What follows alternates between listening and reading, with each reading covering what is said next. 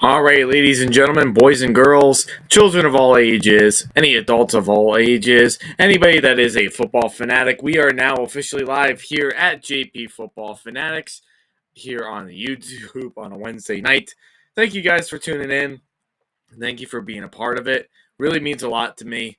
And I always say it every single week, but I really am appreciative of everybody that comes on every single week. I'm so appreciative of anybody that really likes to come in and really listen to like a good football podcast, and even know with like other other people that go in and they talk about all the football games and everything like that, like Colin Coward and Shannon Sharp and like Stephen A. Smith and all of them. Like, yeah, they're also really cool and everything, but I believe I provide the best content that there is out there because I like to talk about and give like my picks on the specific game that is going on during that time frame. So I'm really appreciative that you guys have came on. Thank you so much for tuning in. And for that one person that is on, please spread the word around. I really would like you to, really would like to have you guys go ahead and spread the word around. Just get some people on here. I mean, anybody that's a football fanatic. I really like people who are football fanatics and people that are like really able to relate to football, have conversations about football, and just be able to listen to what I have to provide to you guys. And, that's really what the point of this channel is having the content that best fits your needs and the things that you guys want to be able to hear too. That's really what it is all about. And then I'm going to give you my opinion on it and maybe analyze some things a little bit. So that's really the whole point of having this channel. And I do it because I really care about you guys. I care about the sport of football, and I want to be able to explain it with you guys as much as possible. So thank you. Thank you so much for tuning in. If you have not done so already, please go ahead, drop a like on this video if you're able to. Really would mean a lot if you drop a like on this video. Leave a comment down below as well, so that way I know that you guys are tuning in and you're listening in to the best content possible. And, I always like to take suggestions. I always like to take other people's advice. I like to take other ideas and content to help make this YouTube channel bigger and better than what it is right now. To me, that's really important. That's something that I really want to be able to explore with you guys. So please drop a like on this video, leave a comment down below, and if you're able to, also hit that subscribe button as well. Here's the graphic right here. Hit that subscribe button as well. Hit the notification bell. All these things, like anytime that I post new content, whether if it's a live stream or if it's a pre-recorded video for you guys to tune into, you guys will be the first ones to get notified and be able to tune in, or get the chance to watch the video and share it with everybody. So if you're able to do some of these things right now of liking, subscribing, commenting, and hitting the notification bell, all will be good at this point in time. So do all those things and we will be successful together. I need you guys just as much as you need me. So thank you so much. Thank you again for tuning in. I have another person that's on right now. So right now I have 2 people on. So thank you. Thank you so much. Even if I have no people on, I'm always going to go live. I want you guys to get entertained. I want you guys to listen to the best content that's possible out there. So that's why I've got a Facebook account. That's why I've got an Instagram of JP Football Fanatics. That's why I have all these things, so that way you guys can tune in and be able to tune into when I go live each and every week. Those are like all the most important things that I'd like to do for you guys. So thank you for tuning in. All right, let's get started. Well, let's talk about the very first game of the week of Week 13. This is Week 13 already. Crazy to even think about this. It's already Week 13. I can't believe we're already at the the ending point of the regular season, but it's approaching, and it's approaching rather quickly. So let's get at it. The very first game is the Buffalo Bills, who are 4-point favorites against the New England Patriots. The Bills are favored by 4, as I said. This is a good matchup. I think this is one of the best matchups in terms of defense, I believe. I think this is going to be a tough defensive matchup for both teams. I think both really good defenses going at it against each other. 2 good offenses, too, that have seen some struggles within the last couple of weeks. But it's a good matchup. I think, anytime that New England basically has owned Buffalo in recent memory, recent times, besides the last 2 years, I believe they've owned them pretty much. I think they've only lost them like once within the last 2 years, and that was when Cam Newton was on the team for the Patriots when they lost to them both times that year. This is a good game. I think this is a very good, intriguing matchup. I think it's a game that both teams really do need to win, especially the Patriots, who are just on the outside looking in. They are a game behind with the Jets right now. So this is an important game for them to win. They have to be able to win this game. And Buffalo has to win this game too if they want to be able to make the not just make the playoffs, because they'll still be a playoff team, I believe, and still possibly a Super Bowl contender. But they also need to win this game for the division too. If they're able to win their division, they could possibly get a first. Not I don't know. They may not be. It's not the six team bracket anymore. Now it's a 17 bracket, but they want to get higher in the rankings, so that way they can play like good potential teams like moving forward and what have you. But it's a very important game. The last couple of times that the Bills did play, the very first game of last year when these two played, it was around the same time, I believe, when these two teams played, and it was in Buffalo, and it was one of the windiest games of the year. Very hard game for both teams. They weren't really able to do a whole lot of anything, but the Patriots came out on top with Mac Jones only throwing the ball 3 times and running for the rest of the game.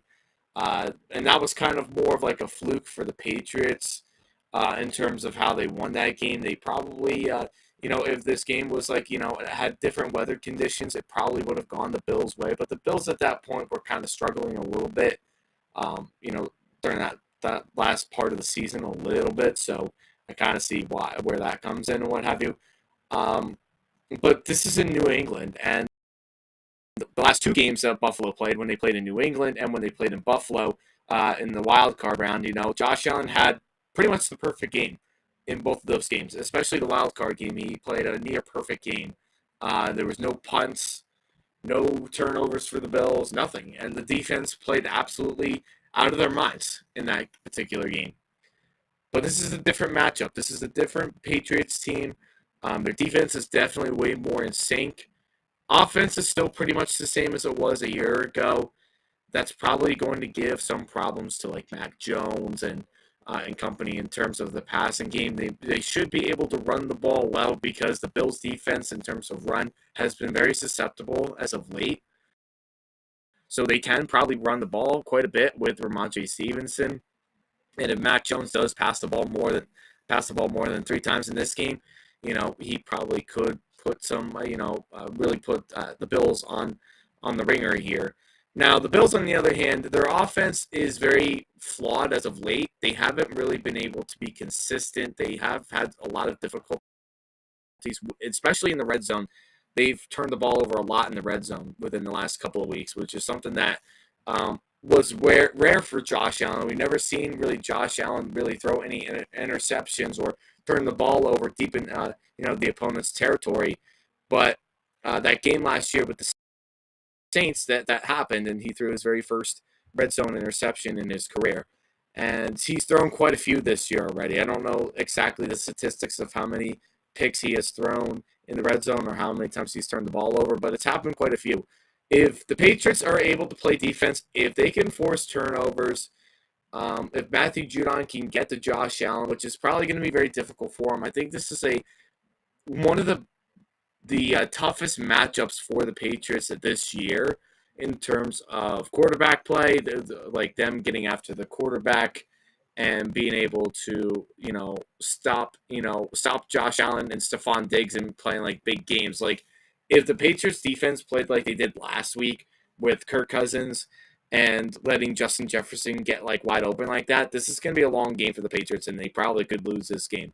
But if they play defense, they limit the amount of times of how, really are very, very rigid about the clock, and really drain a lot of time off the clock for Josh Allen to not get as much playing time on the field. The Patriots can win this game too. I think it's an either way kind of game. It's a very good matchup. It's the first time these two teams have faced this year. And it's going to be really hard and both of these teams are desperate for this win. They have to win this game. One of them has to win. So it's really tough. This is probably one of the better matchups of Thursday Night Football this year. It's a tough one. It really is a tough one. But I just believe and I know I keep picking the Bills a lot because I still think the Bills are one of the best teams in the AFC and in the NFL. I think they're a really, really good team. Like, there's not a whole lot more I can really say about this Bills team. Josh Allen is a beast. This defense is good when they play good. Besides the run defense, they can't stop the run for anything. But they're still a very good team overall. They do all the right things when they're right, when they're coached and when they're, conservative and they're not forcing the ball in particular situations where, they're getting turnovers. They're like, the last couple of times where Josh Allen has forced the ball in the end zone when he really didn't need to.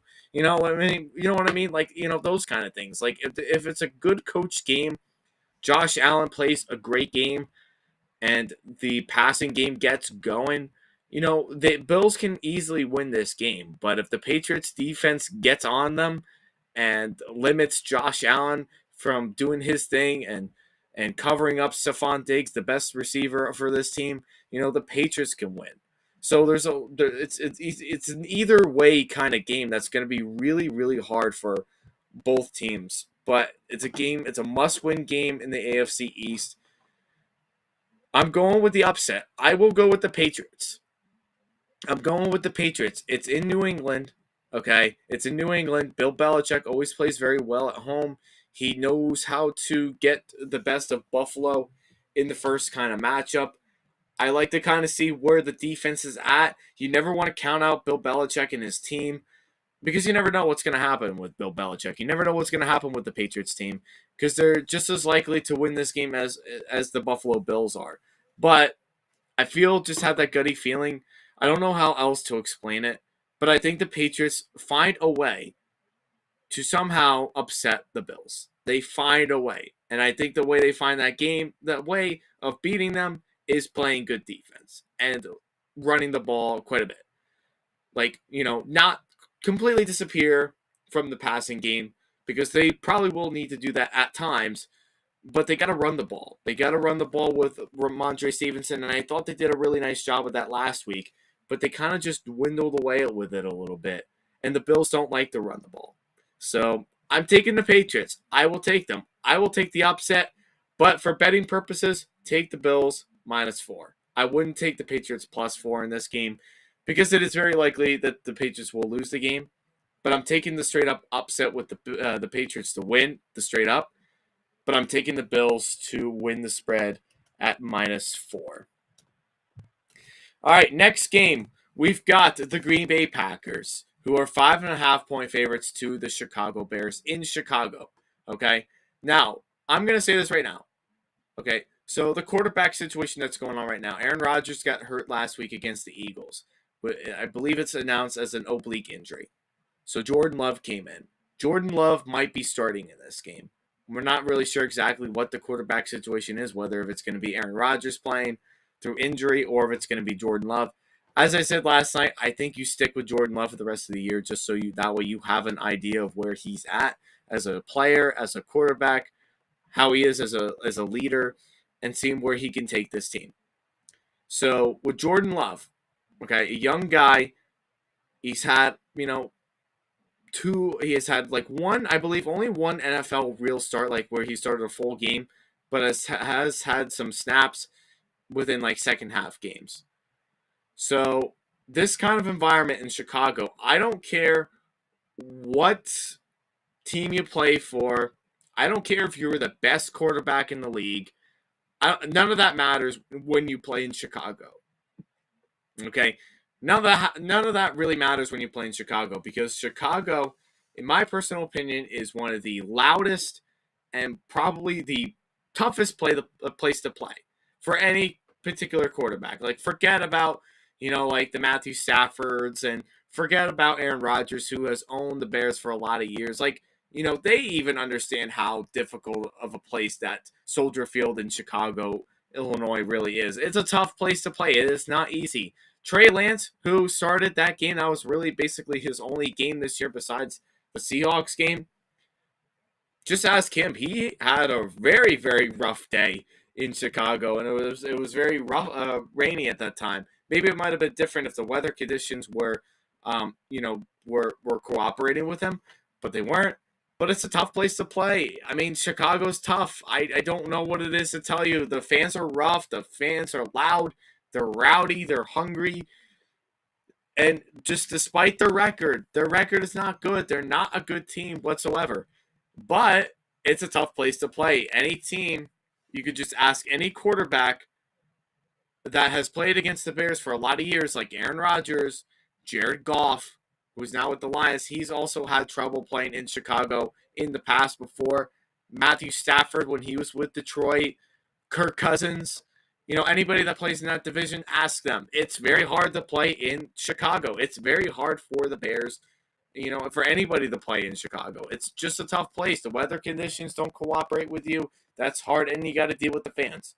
Jordan Love, who's very raw, he's very talented. We did see a lot of flashes last week again with him against the Eagles, and what really seemed impressive, which it was impressive. I'm not going to, overshadow that. Like what he was able to do in that particular drive was impressive, but you're playing the Chicago Bears. You're playing in a much tougher environment, and you're starting a whole 60-minute football game. So, do I want to go with Green Bay or do I want to go with Chicago?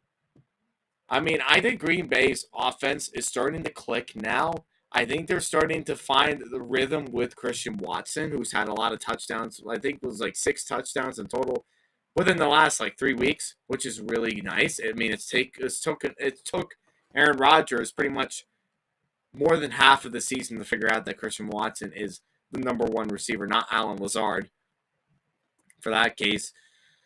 And they also got to run the ball a lot more, which is something that the Packers do well, and they run the ball, but they're like the Bills. They're like the Dolphins. They don't like to run the ball that much. And that will hurt this kind of team if they don't run the ball. And we don't know if Justin Fields is playing in this game for Chicago either. I haven't heard anything about Justin Fields either. He was out last week. I don't know if it's going to be Nathan Peterman. I don't know if it's going to be Trevor Siemian.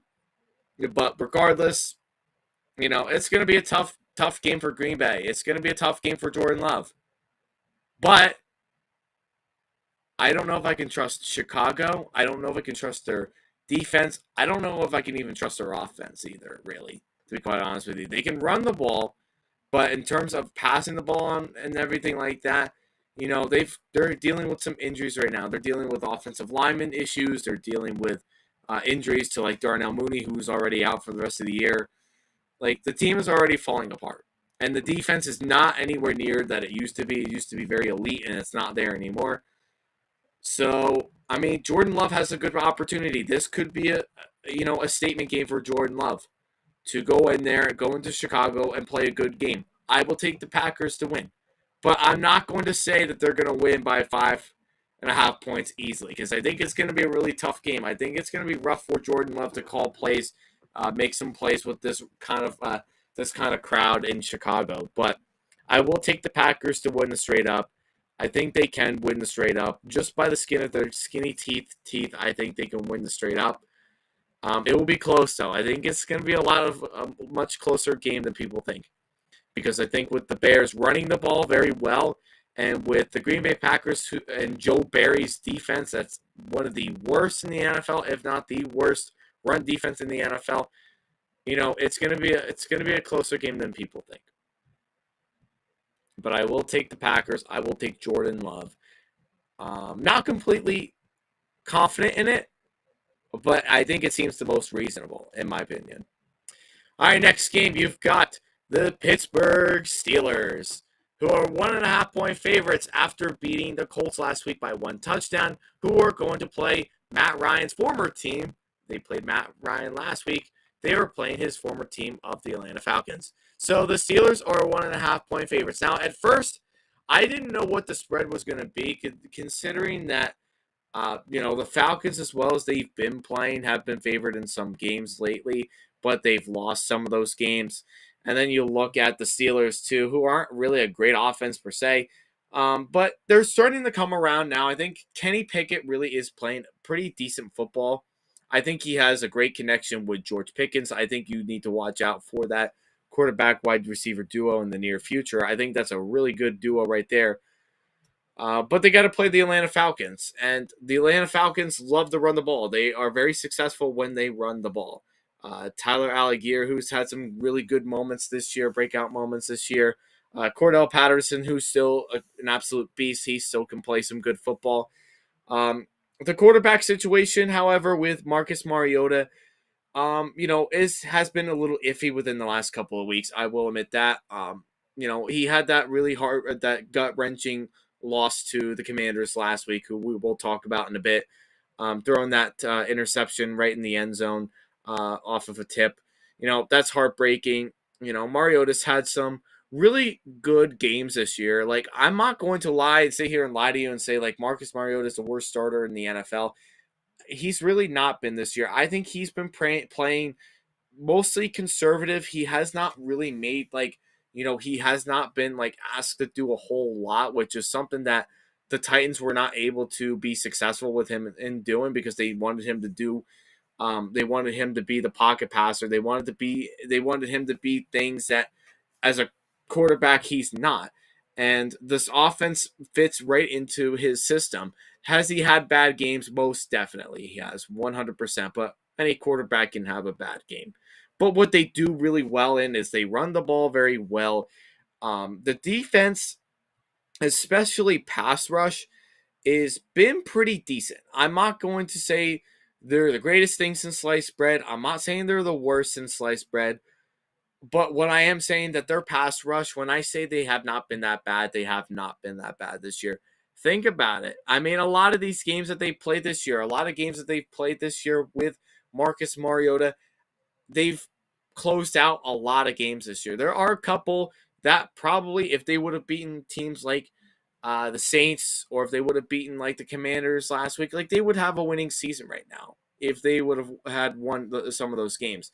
And I think they win some more of those division games. I think they could beat the Saints this time around. I think they could probably put the Bucks in their position, give them a run for their money because of what they do and how well they really are coached. Now you're looking at the Steelers side of things. The Steelers is back to being an electrifying defense now that TJ Watt is back. And he's pretty much healthy now for the most part. So this defense is going to start really getting after quarterbacks. They're really going to starting to look hungry. And like I said, it's tough right now. Kenny Pickett and George Pickens, that's a tough duo right there, within the last couple of weeks. It's a tough duo to stop. They have such a great connection. Two rookie players in the NFL, you know, they're killing it. They really are killing it together.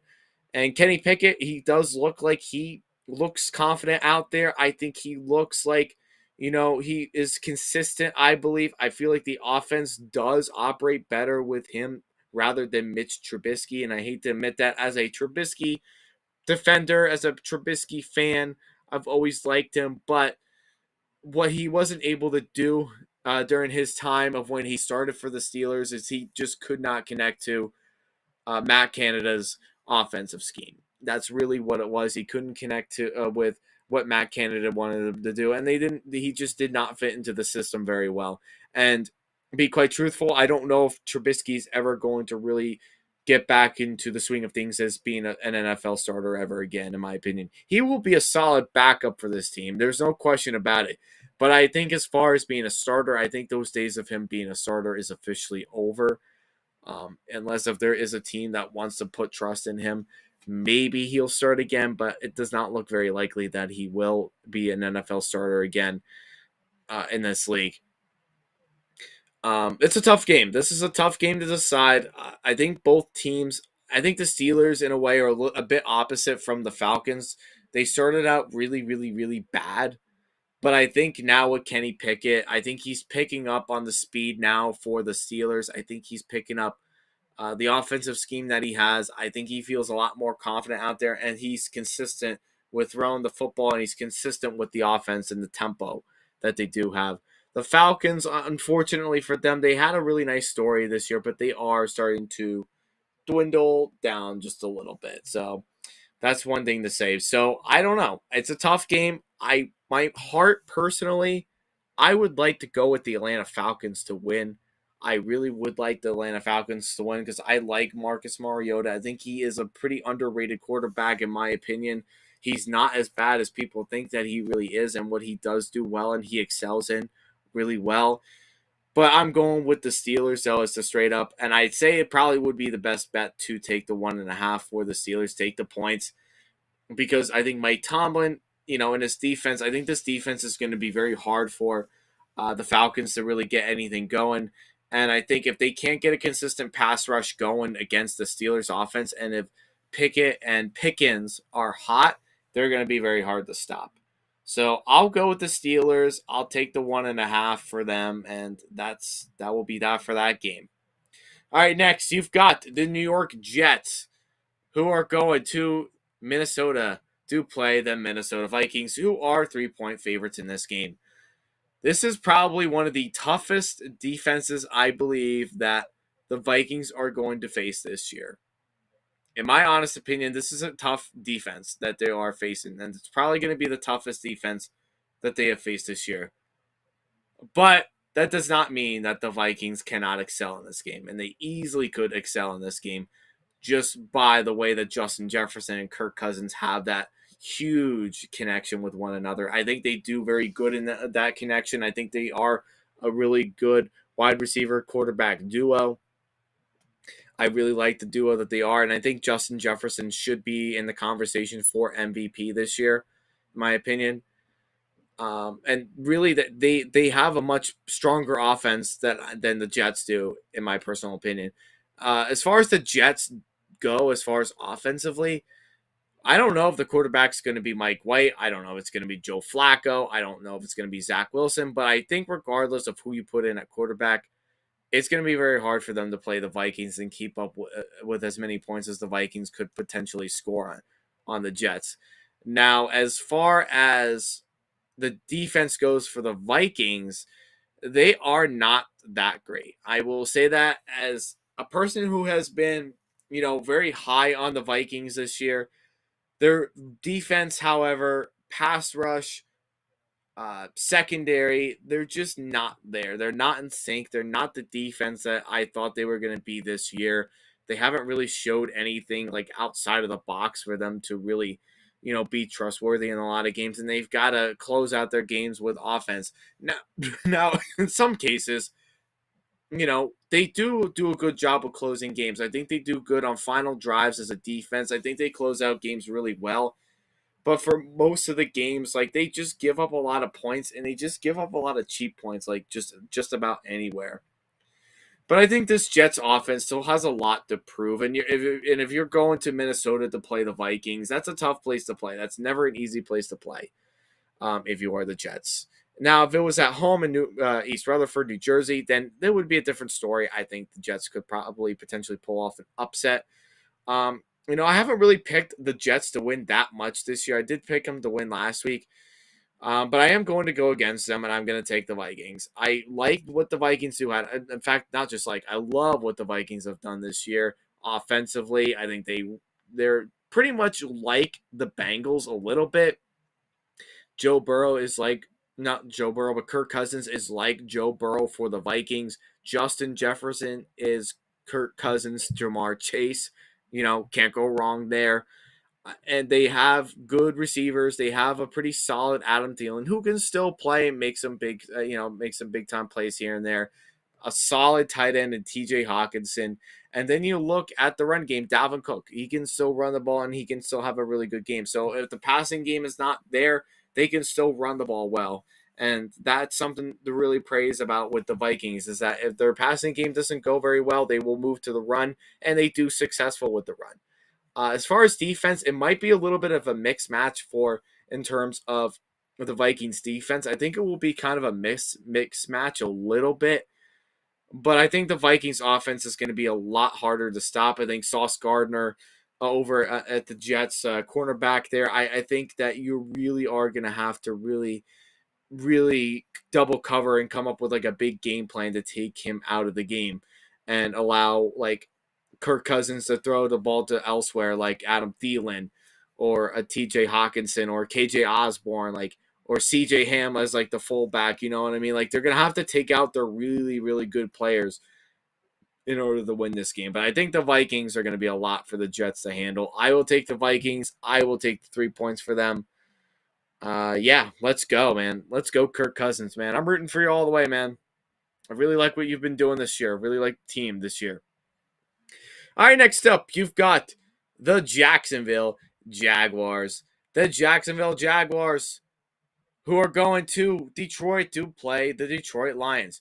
I am actually a little bit surprised. Not going to lie. I am surprised that the Lions are favored in this game.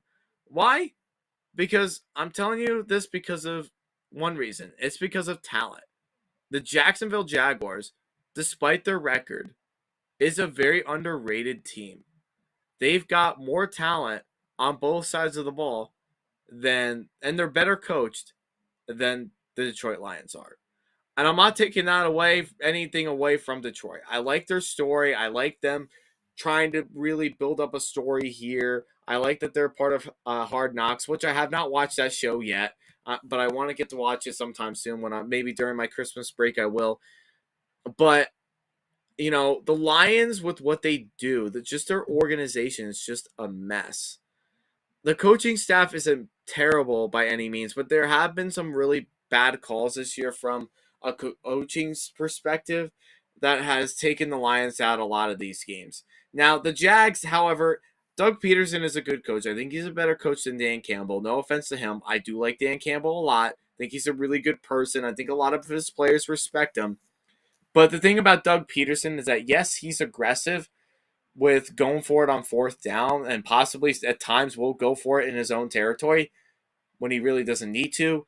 But what I like about Doug Peterson, I like what he's done with this team this year, is that, he's forcing this team to be aggressive. He's taking like high risk gambles, like he did with the Eagles. And sometimes they pay off, sometimes they don't. And a lot of the times of when they don't pan out to be the way that they want to is because of mental errors.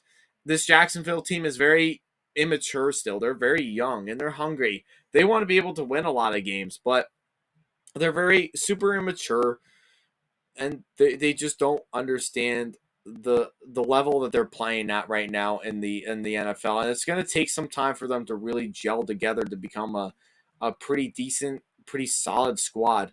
But they really aren't that bad of a team though. I think what Jacksonville has done this year, I think they're definitely a lot better than they were last year for sure. I think they've got the talent now, but a lot of these young players like Trevor Lawrence, he's going to have his growing pains here and there, but he's been pretty decent this year. I feel like he's been more consistent than he was last year. He's had a lot of ups and downs in terms of game scale for sure, but he's really has been playing, pretty solid football. And I think with what the Jags do have, they do have some injuries. I'm not sure if Travis Etienne is going to be playing in this game, but they have a really good backup running back in Hasty, who's really good for him. That's a really good one for him. Mikhail J. Mackay. I can't pronounce his name. Jim, you'll call Hasty. He's a decent running back. He's a good backup for them. I think he will do just fine there. Zay Jones is questionable, but he could come back and play. He could come back and play in this game. He may have some success here.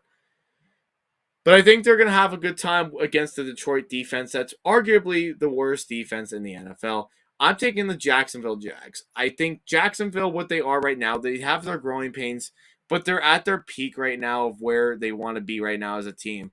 And probably where their expectations were, which is not what many people thought they were going to be in their expectations. But they're heading at their peak level now. So they're almost at their peak. I think they start winning out some of these games. And I think they go ahead in Detroit and they do beat them. And if it's not the worst thing in the world, it probably wouldn't be a bad idea to go the +1 with the Jacksonville Jags. That's what I would do. I will take the Jags +1. I will take the Jags to win the game straight up. Detroit, I like Detroit as a team. I do feel bad for them. They've had some nice wins this year. They had, some nice stories here and there. But I think Jacksonville right now is at the peak of where they want to be way more than way more than where the Lions are. Expect it to be a very good game though. I think it's going to be a pretty good game. But I like Jacksonville though. I kind of want to see Trevor Lawrence and I want to see where he can take this team moving forward. All right, next up, you've got the Tennessee Titans. Derrick Henry and the Tennessee Titans, who are going to face the 10-1 Philadelphia Eagles, who are 5.5-point favorites. This is a game in Philly. Now, this is going to be one of the toughest, probably the toughest defense that the Eagles have faced all year. I don't believe last week they ran away pretty much with the game of the Packers. They probably should have won that game way more than they did, and they shouldn't have given up any more points than they did last week against the Packers. But they did. Nothing we can do about it now. But I feel like the Eagles now are starting to show their flaws. I think a lot of teams are starting to figure them out now, and I don't think they're going to get away with it with the Titans defense. I think the Titans defense, very underrated, very good defense, and what they do really good, especially, is stopping the run. They've got a lot of talent on defense. They're very good in everything that they do. They can cover for you. They can cover. They can blitz. Whatever this defense wants to do, they can do it, and they can do it very well in. Now, as far as the other side of the ball for the Titans go, they are very limited with receivers, and we all know that already.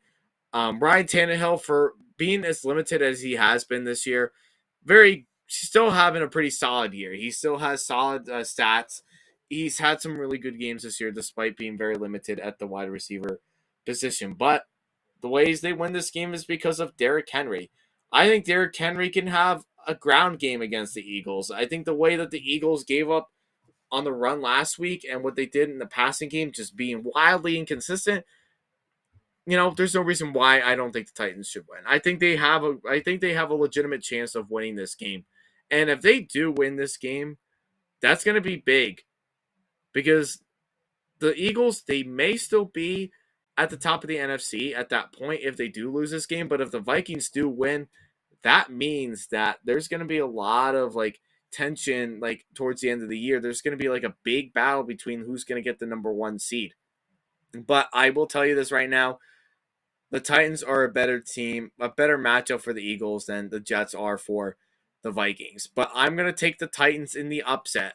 I'm not going to bet on this game. I would not recommend betting on the spread for this game or the plus 5.5, because I think that's kind of a large spread for them a little bit. I think it will be a nice 3-point game, maybe a last-second field goal, just being conservative with that. But I think the Titans can pull off the upset. I think with some of the games that they lost last week were pretty impressive losses that they lost to. Like the Bengals was an impressive loss that they did.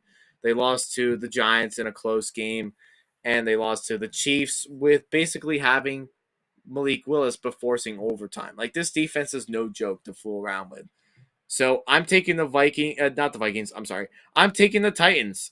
I am going to take the Titans in the upset, but I'm not going to worth betting on this game. This is a game that I probably would pass on. Save your money. See what else you could gamble with on. All right, next game, you've got Deshaun Watson return game. And it's also his game to return to his former home stadium. The Cleveland Browns, who are 7-point favorites. Okay, 7-point favorites to the Houston Texans. Okay, Deshaun Watson, this is going to be Deshaun Watson's very first game back. So, please don't tell me that's not a coincidence. Absolutely it was, for this to be his very first game back, to be against the Texans. But do the Browns win this game? That's a tough one. It's a really tough one. I think the Browns are way better than the Texans. I think the Texans are terrible, especially against the run. Secondary, I believe, has not been all that bad, but the Texans are still not a very good team nonetheless. The Browns are way more superior than them. But you got to look at it as a quarterback perspective. This is a tough game for the Browns, even when they are heavily favored, and even that we know that they're the best team out of the two. But it's tough for them because of Deshaun Watson. There's going to be a lot of distractions for Deshaun Watson to win this game. As far as I know, I heard that some of his alleged people that went ahead and accused him of, sexual assault might be at this game. They are planning to be at this game. I don't know exactly what's going to happen, but Deshaun Watson hasn't played football in 2 years. It's going to be a really, really, really difficult for him, I believe, to have the connections that Jacoby Brissett was able to have already this year with like players like Amari Cooper or having Donovan Peoples-Jones, having good connections with David Njoku. Like, it's going to be very tough for them. And with the defense for the Browns that's very overrated and very slow at what they do, that makes it tough. That opens some holes for the Texans. But like I said, the Texans are not a very good team. So do I go with the Browns, Deshaun Watson's very first game, where they're probably going to start pushing for a late playoff run? Or do I take the Houston Texans, Deshaun Watson's former team, that knows Deshaun Watson very well and may be able to put up a fight here? It's a tough one, but I think even if Deshaun Watson does not have a good game, I think they could turn to players like Nick Chubb. I think you can turn the ball to Nick Chubb.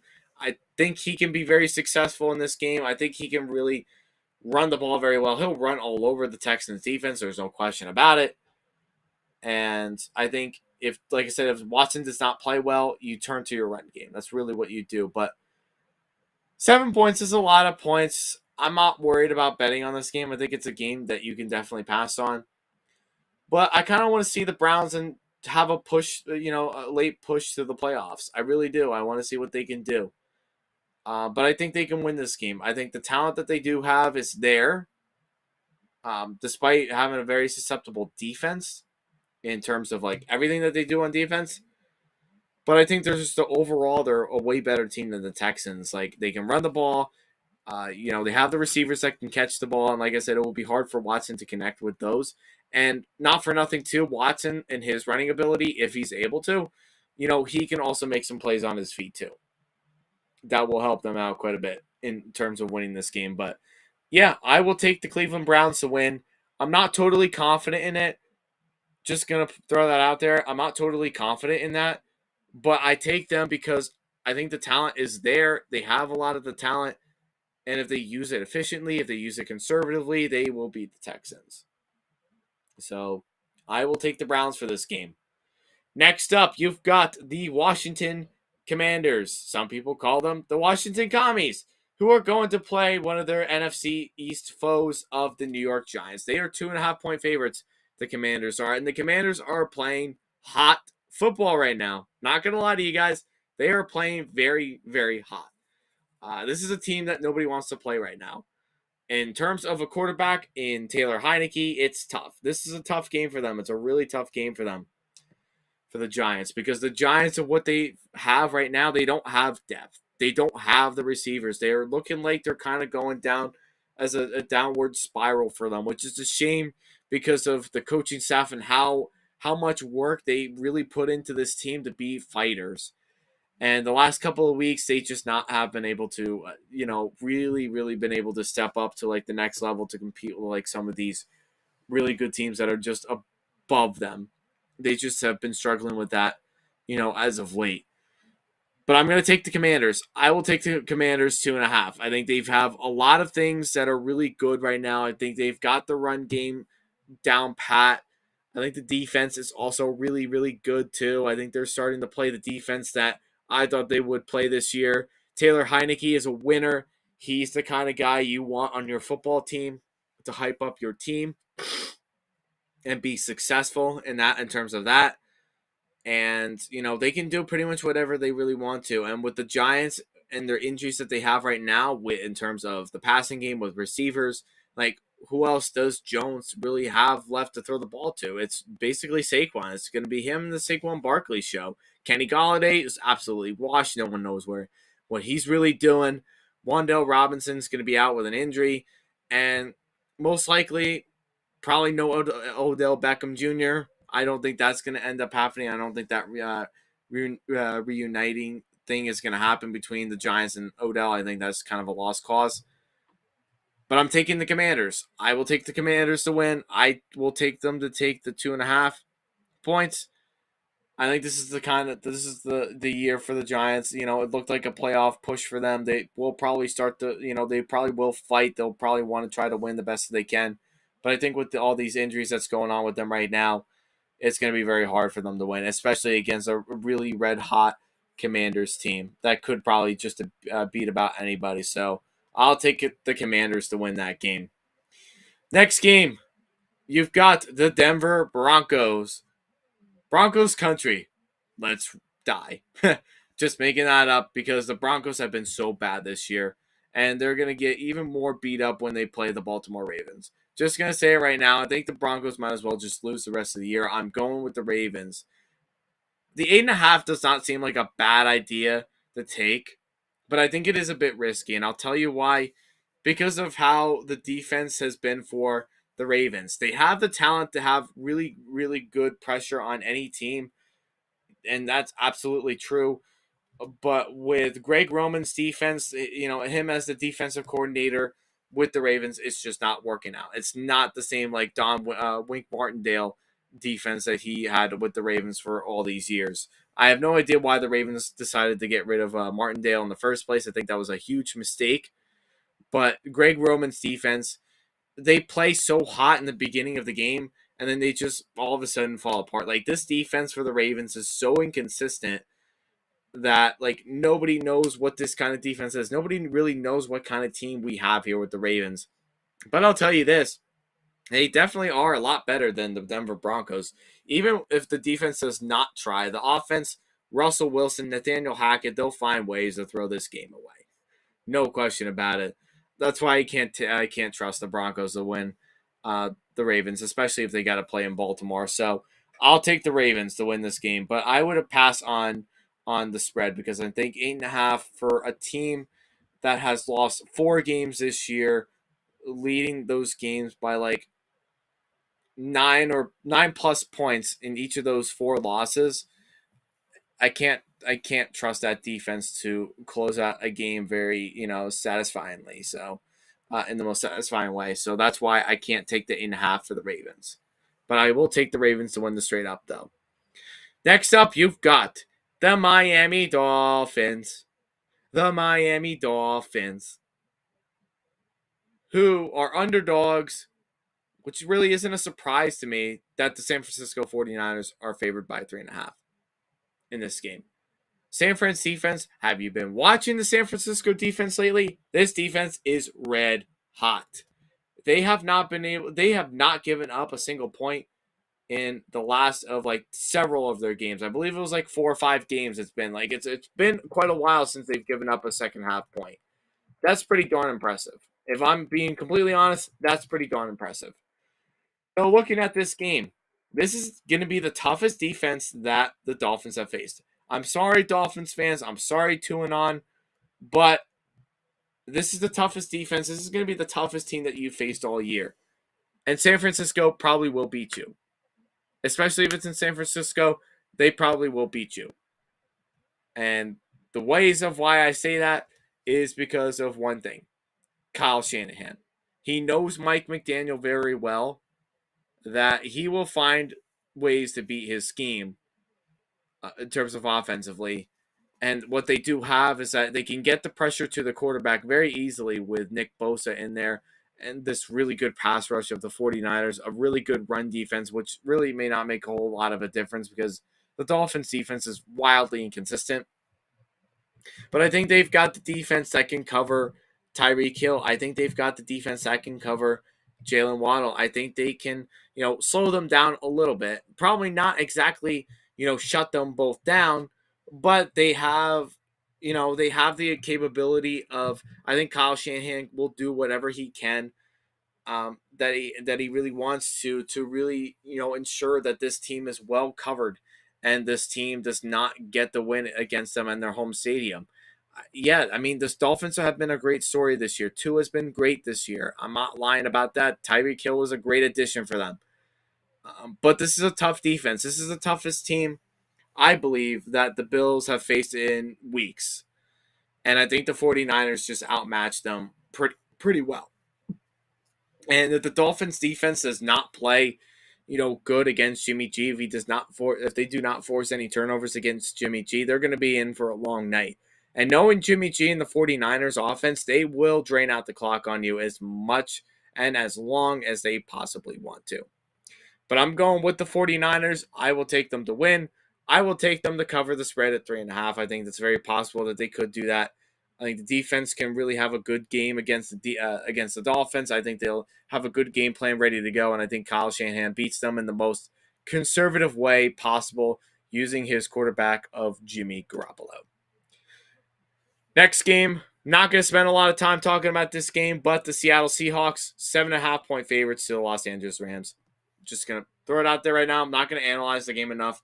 Seahawks are going to win, no questions asked about it. The Rams are tanking for the rest of the year. I don't see the Rams winning any more games for the rest of the year. I think you don't have Matthew Stafford playing for you right now. He's doubtful. I doubt he'll be playing the rest of the year. Cooper Kupp out for the rest of the year. Now you're out Aaron Donald, who's going to be out for a while. That hurts you a lot. Who else is out right now? Allen Robinson placed on IR as of recently. You have no run game. You have no offensive line. Yeah, this team's tanking. The Seahawks are just a better team overall. Geno Smith has been the story for this team this year, including myself, and I apologize, Geno Smith. I did not think you would have the year that you are having this year, but I'm happy that you are. So, therefore, I am taking you to win, and I will take you to cover the spread to beat up on a disastrous defending Super Bowl team that's been the worst Super Bowl defending team in a very, very long time. That's the end of that one. Next, we've got the Los Angeles Chargers. The Chargers, who are going to play against the Las Vegas Raiders.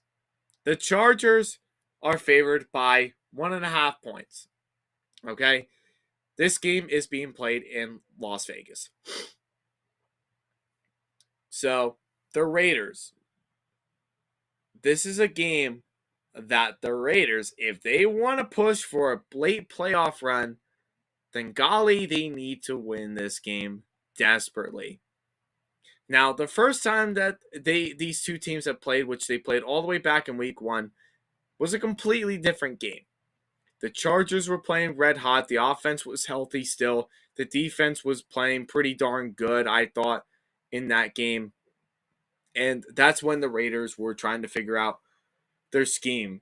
They were trying to figure out their identity. Derek Carr was trying to get more involved with Davante Adams in terms of what he's doing. They've got a new coach. So they had a lot of things in the beginning of the year, especially in that game, trying to figure out what their true identity was going to be.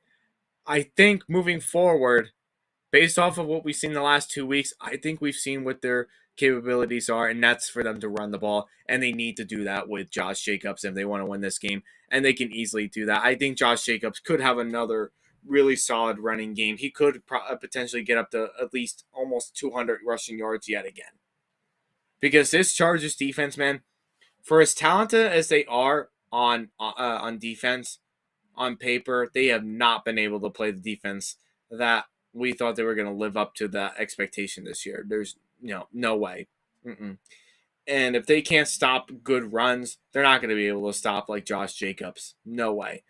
After that game that Josh Jacobs just came off with, with pretty much like 300 yards at the line of scrimmage with like over 200 rushing yards, it's absolutely insane. That's absolutely insane and disgusting for any football player to have that many yardage in a game alone.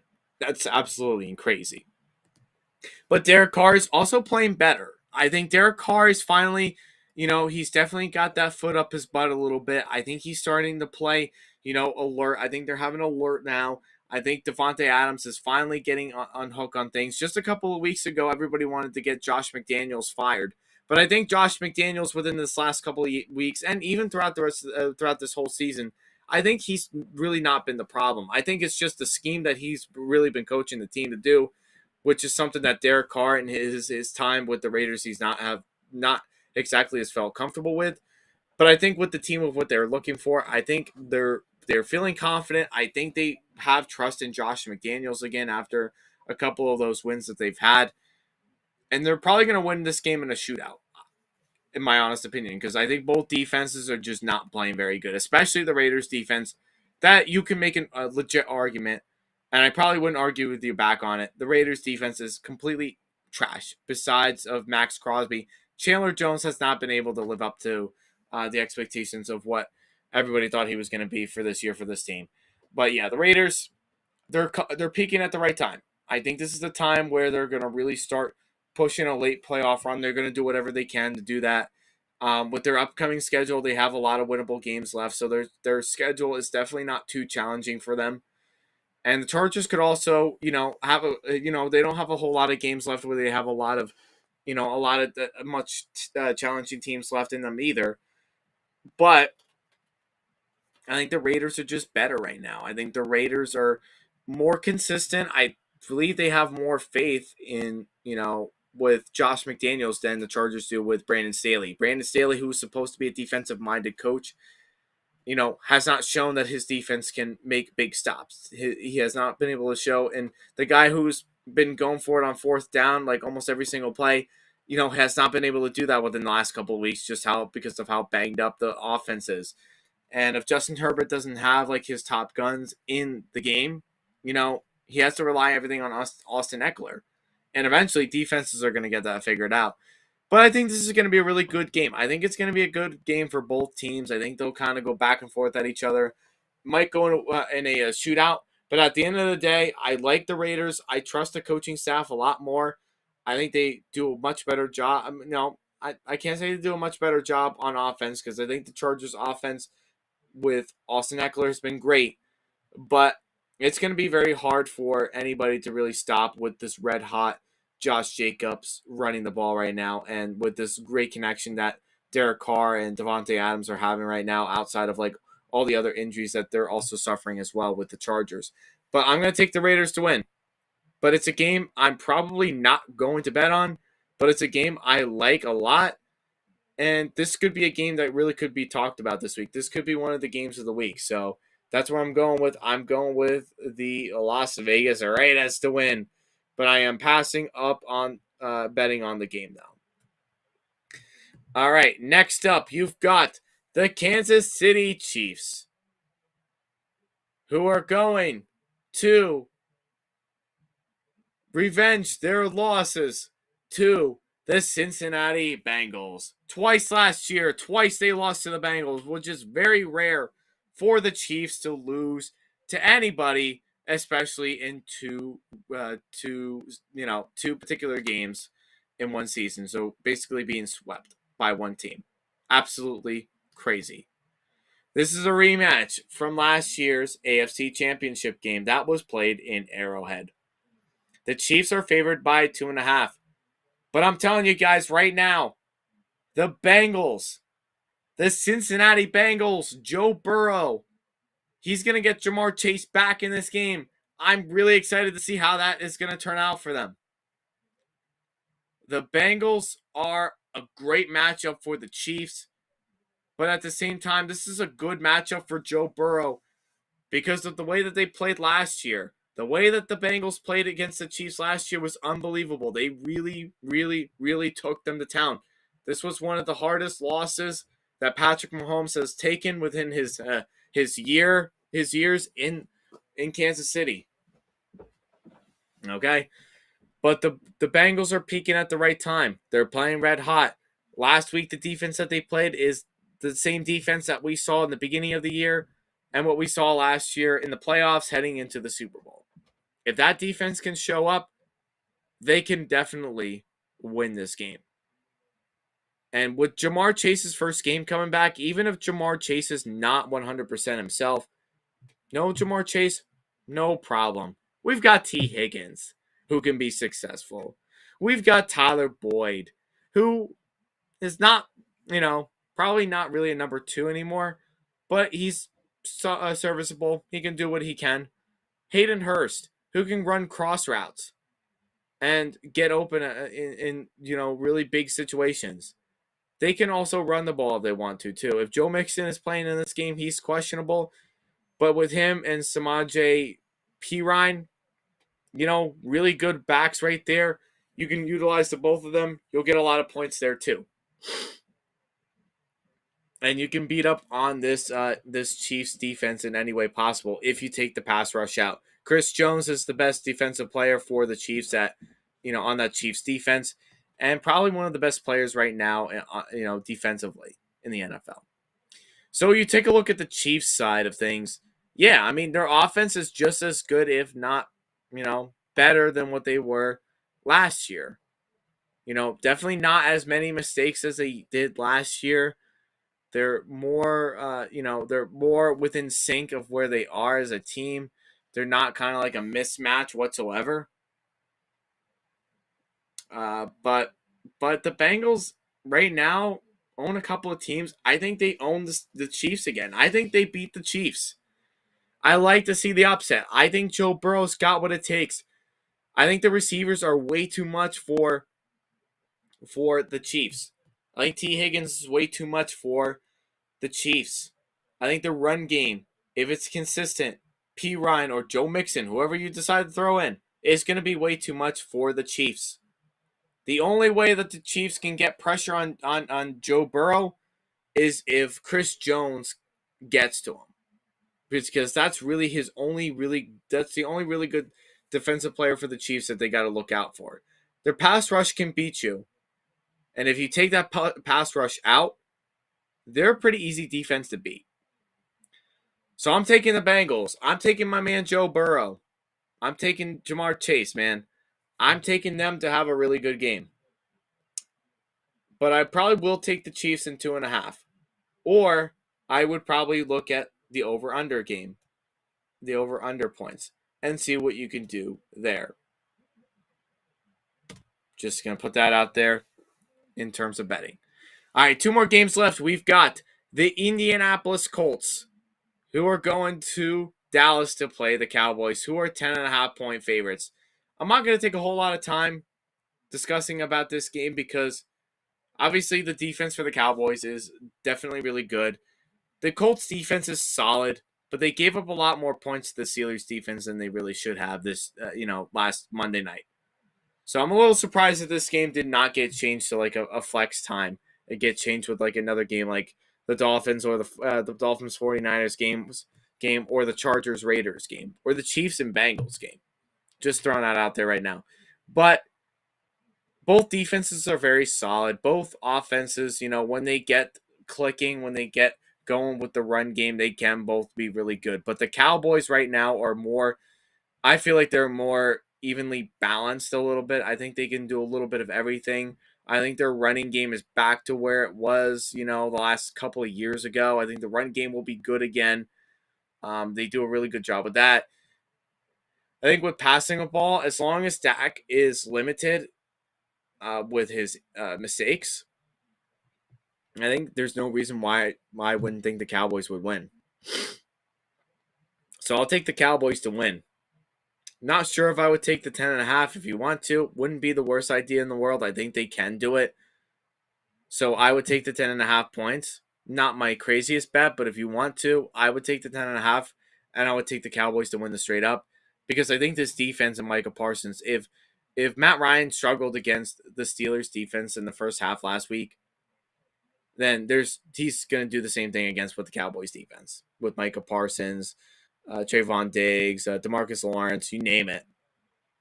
There's just a really, really red hot defense right now that is hard for any team to play against. And I think the Colts Colts offense with how with all the injuries and with all the different problems that they've been dealing with this year, especially at offensive line, which I already talked about last night, is the most overrated offensive line in NFL history, in my opinion.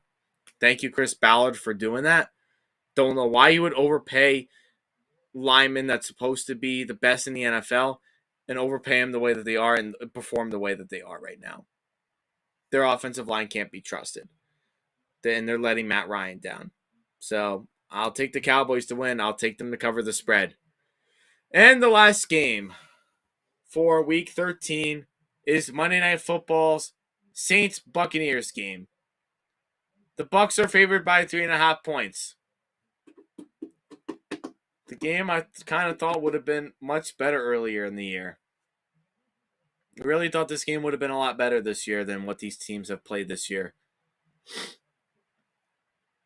But I don't know. Who should I take? Should I take the Saints or should I take the Bucs? Which one of these teams should I take? I'll let you decide that one for yourselves. but I'm going to talk it out a little bit. In terms of the Saints, they have been going with Andy Dalton for I don't know how long. They've been going with him for weeks, probably over a month now, maybe even more. I don't know exactly. Alvin Kamara, I have no idea what's going on with Alvin Kamara, but he's not the same old guy that he used to be. Okay? The defense has not been like it used to be. Last week they played good defense against the 49ers, but that's because they were able to cover Jimmy G and be able to put him under pressure. So that's not really a real surprise there. But the Saints has been kind of a disaster this year for them.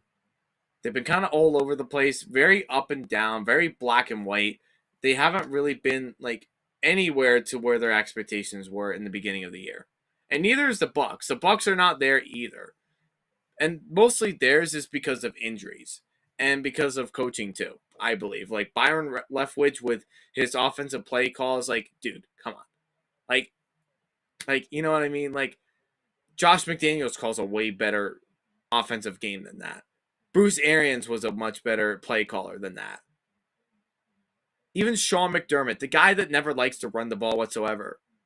Or Brandon Staley. Like, all those guys can do a way better job making offensive play calls. Even Matt Patricia, who got fired from Detroit, being a bad head coach in Detroit, who went back to New England to be their offensive coordinator. And he's not even an offensive guy. He's a defensive guy. Can call plays better than that. Just saying. But so which team do I take? The Bucs, I don't believe the Bucs are it anymore. I think the Bucs are kind of done. Even if they make the playoffs, very likely that they will. They still won't get anywhere. I'm going to take the Saints. I don't know what it is. The Saints always find a way to beat the Bucs. That's all I can really say at this point right now. Is that the Saints always find a way to beat the Bucs. I think defensively they match up really well with the Bucs. Andy Dalton might have a good game here. We'll see. Wasn't the greatest game that he showed last week, but very up and down this year with him. He might be able to beat the Bucs somehow. And if Alvin Kamara can get started with his running plays, who knows? Who absolutely knows? He could make an impact for this team. But I'm taking the Saints. I'm taking it because of the way that Tom Brady and the Bucs have struggled against the Saints in recent times. But as far as the spread goes, 3.5, you decide. But it wouldn't be a bad idea to take the Bucs 3.5, would it? Or the Saints plus 3.5. I don't know. Whichever one you think is the best one you can do. But as far as the Bucs go, I won't pick the Bucs for right now. I'm going with the Saints. Because the Saints always find a way to beat the Bucs. Even without Sean Payton, I think they still could beat the Bucs. And with all that being said, thank you everybody for tuning in tonight. Thank you for tuning in. It really means a lot. Really enjoy all of your presence and those who are on and were able to listen. I really appreciate it. Thank you so much for being on with me. I really appreciate it. But before I go, I just want to tell you one more time before we log off for the night. I just want you to please do me a favor and hit the like button on this video. Leave a comment down below. Tell me about the content that you guys like so far of what I've been providing for you this season and what would you like me to do during the off season and moving forward with the podcast. I need you guys way more than you need me. And for you guys to be able to do that and continue following me, hit that subscribe button, hit the notification bell. Anytime you hit the notification bell, we'll always show that, I am posting something new, whether it's a new live stream, whether it's a new video that I'm being releasing that was pre-recorded, anything that you guys have, regardless, any content, it will all be posted and you guys can get that notification if you do these things. Like, comment, subscribe, notification bell, you do all those things. All will be good for you and me. So with that being said, thank you so much for tuning in. God bless you all. Have a great night. Enjoy football weekend. This is your boy JP Football Fanatics. We are saying peace out. We will see you all next time. Thank you.